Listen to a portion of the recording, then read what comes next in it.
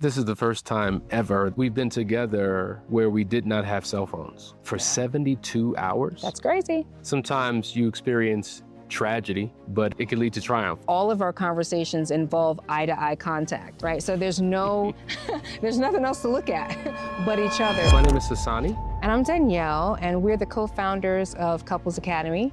And let's see, we've been married for 23 years. About to be 24 in October. Almost 24 in October. And we're here in beautiful Medellín. And what brought us here, circumstances, circumstances that were unfortunate. We had a fire in our house, and it was unfortunate, but actually it turned into an amazing opportunity to explore the world. And so we did that, and one of the places was Medellín. And we fell in love, yes. And we've been here ever since. Yeah.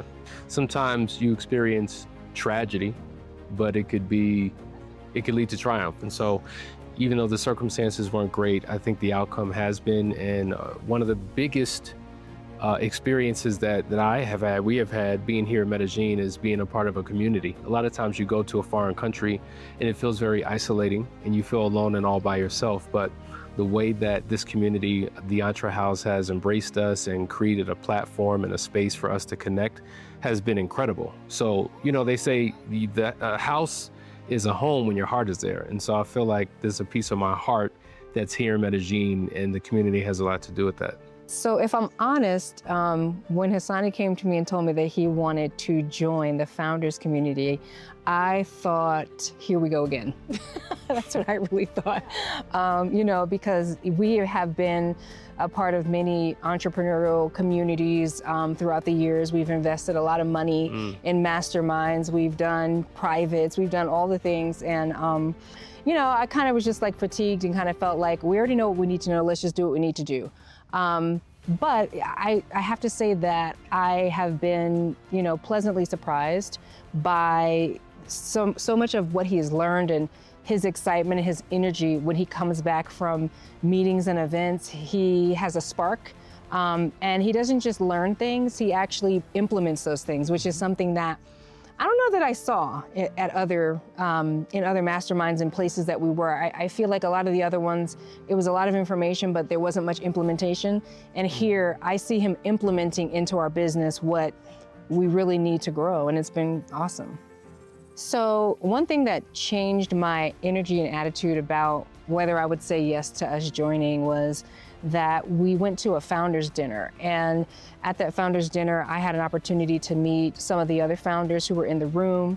I got a chance to hear from the founder, Thomas, and hear his vision. And one thing that stood out to me about his vision is that there was something that was non-pretentious about it. I can't remember specifically what was said, but what I got from it is that he's not about pretending, and he doesn't need us to pretend, right? So that we can come in here and we can be who we are and grow from here. That touched me in a certain way. And then the other thing is that I found that Hassani had a spark again, and he was thriving in the room, and he had energy, and that was something that I felt had gone missing because we had been through so much the previous year. And so I kind of was just like willing to take a chance and roll the dice and say, you know what, what's the worst that can happen? The price is the price, let's pay it, and let's put everything we can into it. And so we did, and here we are. I have experienced that a lot of other organizations, maybe they have a strong focus on business building, and so the focus isn't the family. And so a lot of times your spouse is gone, they're busy going from meeting to meeting, event to event. And one thing about this community is that it is very family focused. The wives come together. Some of the wives who are not even a part of the organization show up to the events. You just build strong community and connection in a way that maybe isn't focused on at other ones. Not to say that that's a bad thing necessarily, but one thing that I do appreciate is that here, family matters. I even was able to send my two daughters, who are small entrepreneurs themselves, to an event that was focused on developing young entrepreneurs. And so it's very thoughtful in bringing the entire community into what you're doing so that there's nobody lacking, or you're not feeling like you're neglecting your family. Your family is welcome, and your family is a part of the community and the journey. So being that I get to be a part of this journey, it makes a huge difference, because oftentimes he would go to conferences and he would come home and he's trying to re-articulate what he learned, and maybe he can't say it the way it was said, and it doesn't land, and it's his experience and it's his experience alone, and I'm not necessarily attached to whatever vision he is experiencing. But one thing that's really cool about this is that I get to sit in the room with him. I get to hear the vision with him and see the opportunities with him. So we're doing it together, which creates a collective, coherent experience where we feel like we're actually building something together. It's not his plan, it's not his idea, it's our idea. And we get to actually walk step in step together doing it. I think this is the first time ever that we've been a part of any event, and separate from an event, we've been together where we did not have cell phones for 72 hours. That's crazy. And I think that you get so used to constantly having it with you, it interrupting your connection with each other. It's a part of your conversation. It's a part of how you do life together. And to remove that element, it brought about a different connection, a different intentionality, a level of focus that possibly we wouldn't have had because of technology. And I think it was great. We had a chance to ideate and really have deeper conversations. And it wasn't just about not having the phone. We don't even have watches. We have no clue or concept of time. Yeah. So I felt like we got lost in time in a good way and have been able to just build and connect. One thing that I think is interesting that I noticed, and I didn't say anything yet, but is that, it had become our norm to have serious conversations about things that actually matter with our cell phones in our hand. And so, it's probably been years since we're actually sitting down and having a conversation without some kind of distraction. What I noticed over the past couple of days is that all of our conversations involve eye-to-eye contact, right? So there's there's nothing else to look at but each other. And I think to his point, that really has helped develop some connection that may have been lost, that maybe you didn't even know was lost. I think that what was unique about this experience, I was able to experience Danielle a little different, because we're participants in an event, not the leaders and facilitators of the event. So it's one thing to observe Danielle leading, teaching, encouraging, aspiring, doing all the things that she does that's impactful. It's another thing to see her go through a journey side by side.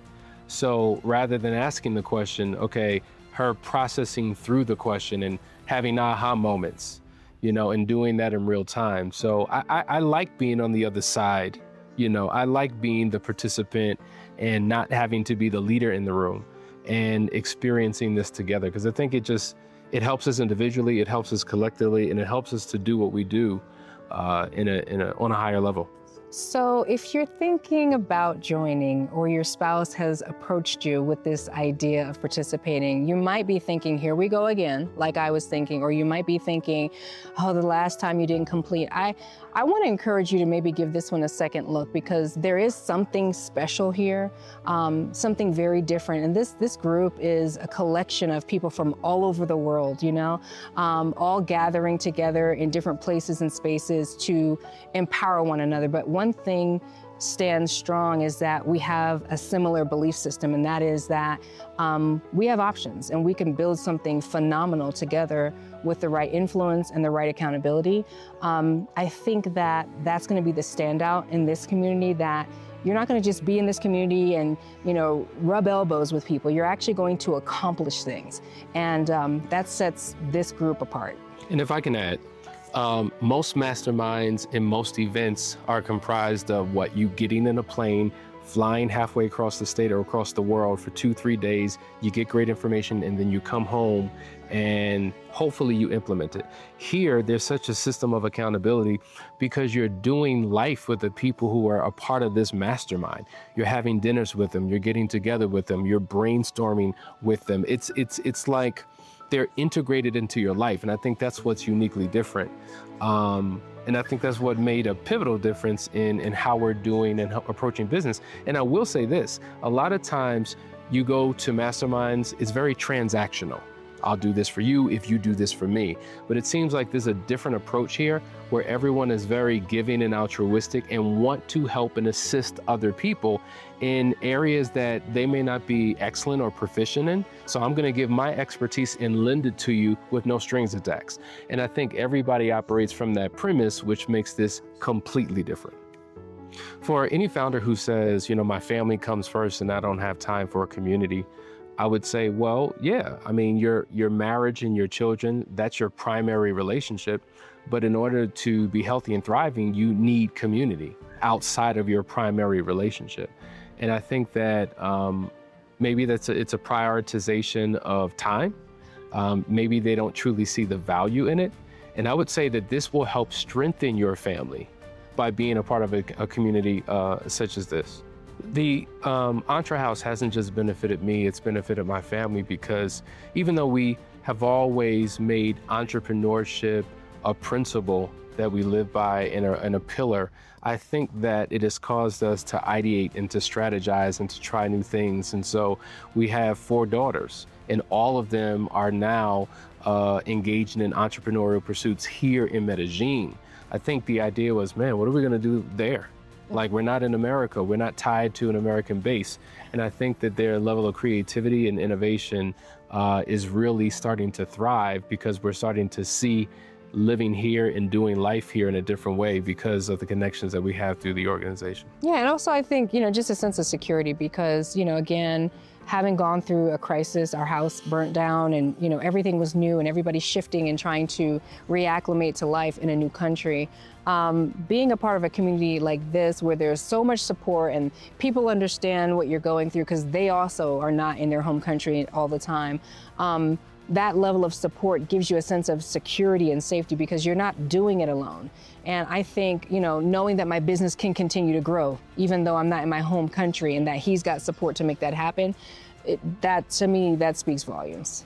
The 3 words that I can think of when trying to figure out how to articulate EntreHouse, number 1 would be brotherhood. Number 2 would be strategic thinking.